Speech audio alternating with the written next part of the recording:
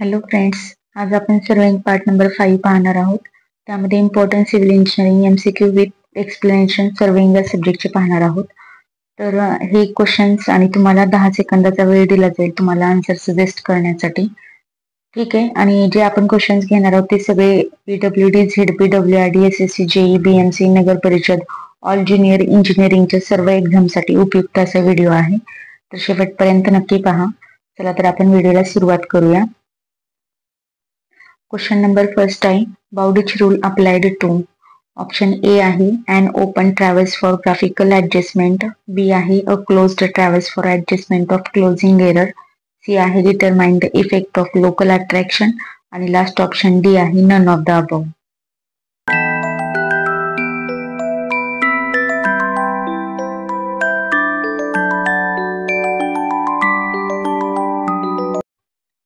आपलं जे right answer आहे ते आहे option B, a closed traverse for adjustment of closing error. Bowditch rule applied to a closed traverse for adjustment of closing error. तो right answer आपला आहे B. Explanation. By the Bowditch rule, the total error in latitude or departure is distributed in proportion to the length of the traverse legs. This is most common method of traverse adjustment. तर एक travels adjustment करायची सर्वात जास्त महत्वाची पद्धत आहे किंवा हा रूल आहे. The Bowditch rule is also applied balance of travels when linear and angular measurement are made with equal precision. जर लिनियर आणि अँग्युलर मेजरमेंट करायचं असेल आणि इक्वल प्रिसिजन मध्ये करायचं असेल तेव्हा सुद्धा हा बाउडिच रूल आपण अप्लाय करू शकतो. आता हा आपण कुठे यूज करू शकतो?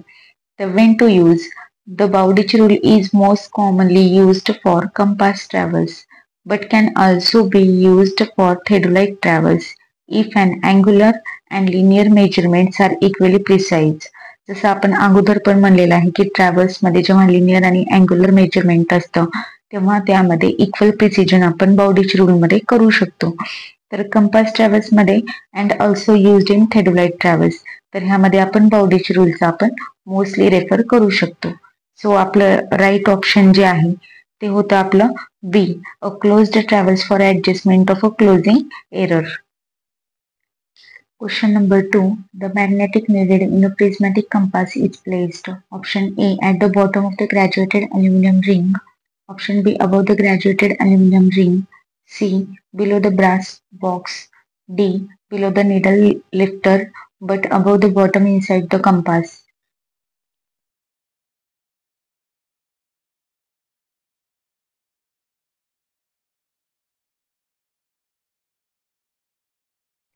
Right answer option B, above the graduated aluminum ring. The magnetic needle in the prismatic compass is placed above the graduated aluminum ring. So right option B. Explanation. The magnetic needle is attached to a graduated aluminum ring. The ring is graduated from 0 degree to 360 degree are subdivided into half degrees. तर explanation आपण मध्ये पाहिलं की कुठं attach असणार आहे तर graduated aluminium रिंगला, आणि जे काही ग्रॅज्युएटेड फॉर्म किती टू किती पर्यंत असणार आहे ते 0 डिग्री टू 360 डिग्री मध्ये, आणि ते पण कसं असणार आहे तर into half degree subdivided. तर magnetic needle in a prismatic compass आहे suspended freely into the centre of compass on a pivot. पिवॉटला काय असते ते फ्रीली सस्पेंडेड असते. ओके. जेव्हा कंपास अलाइव होतं लाईनला तेव्हा निडेड पॉइंट टूवर्ड होते magnetic मेरेडियनला.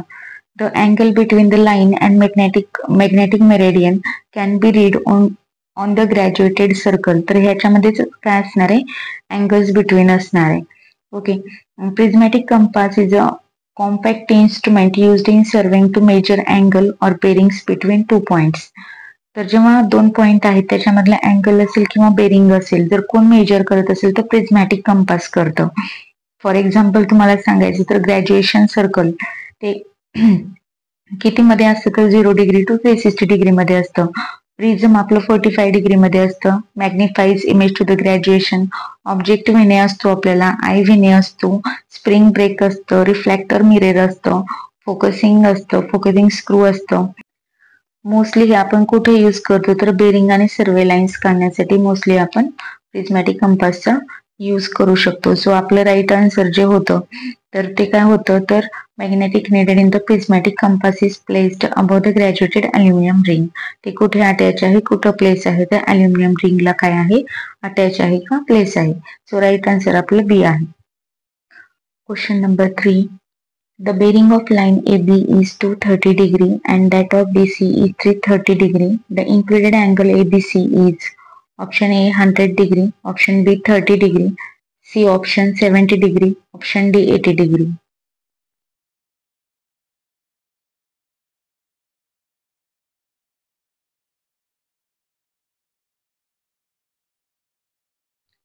Right option D 80 degree. The bearing of line AB is 230 and that of BC is 330 degree. The included angle ABC is option D 80 degree.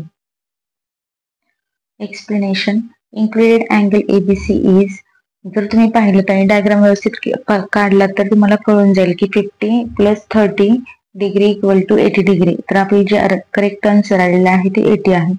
तर included angle म्हणजे काय आहे, तर angle form the when two lines meet at a point. जिथं दोन लाईनी आपल्या काय होतात, मीट होतात, त्याला तिथे जे अँगल फॉर्म होतो त्याला म्हणायचे इन्क्लुडेड अँगल. आणि इट इज मेजर्ड, ते कधी आपण क्लॉकवाईज काय करणार आहे, मेजर करणार आहे from the preceding line of a travels to the forward line. Okay. In a survey the included angle is one of the two angles formed by two survey lines meeting at a station. The included angle can be measured clockwise or anti-clockwise. तर दोन्ही साईडनं आपण major करू शकतो, पण generally हे major करत असताना क्लॉकवाईजने करायचं. तर क्लॉकवाईजने केलं तर काय बेनिफिट होतं, तर जनरली आपण ग्रॅज्युएशन मध्ये थेडोलाइट सर्कल इन्क्रीज होतं इन द डायरेक्शन मध्ये. आणि हे इन्क्लुडेड अँगल मोस्टली कशावरती डिपेंड असतं, तर डायरेक्शन ऑफ प्रोग्रेस वरती असतं. म्हणजे क्लॉकवाईज आणि अँटी क्लॉकवाईज. क्लॉकवाईज असेल तर ते एक्सटेरियर अँगल मधून घेऊ शकतो आपण, अँटी क्लॉकवाईज असेल तर इंटेरियर अँगल मध्ये आपण त्याला मेजर करू शकतो किंवा इन्क्लुडेड अँगल कन्सिडर करू शकतो. ओके. बरं, हे मेजर करत असताना कोणते इन्स्ट्रुमेंट आपण यूज करणार आहे, तर चेन आणि टेप आपण मोस्टली यूज करत असतो. Included angle method is a type of surveying where the direction and the length of survey lines are measured with the help of angle measuring instrument the tape or chain. तर mostly tape आणि chain आपण याचा use करू शकतो. तर याचं जे right answer आहे ते ऑप्शन डी आहे 80 degree. Question number 4.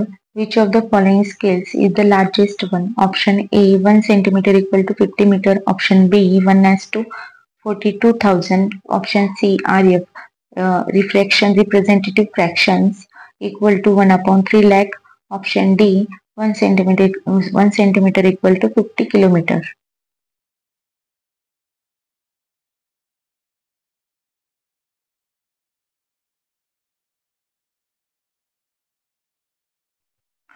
Right option A 1 centimeter equal to 50 meter. 1 centimeter equal to 50 meter scale is the largest one. Explanation पाहूया. When 1 centimeter of a map represent a small distance, it is said to be a large scale map. तर 1 by 1 पाहूया आपण. 1 centimeter equal to 1 meter. Representative fraction equal to 1/100. तर A मध्ये आपल्याला दिलं होतं 1 centimeter equal to 50. Okay. 1 centimeter equal to 50 into 100 centimeter. Okay. Equal to 1/5000. Okay. हे आलं first.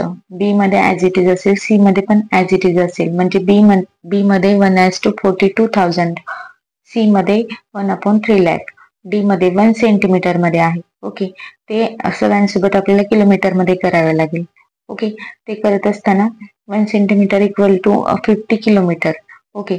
1 centimetre equal to 50 into 1000 into 100, म्हणजे बाकीचे सगळं सेंटीमीटर मध्ये करायचं आपल्याला. तर याचं करेक्ट आन्सर जे आहे ते आपलं फर्स्ट आलेलं आहे. तर डी चं आलं होतं 50 lakh. ओके. राईट ऑप्शन आपलं आहे ते ए आहे.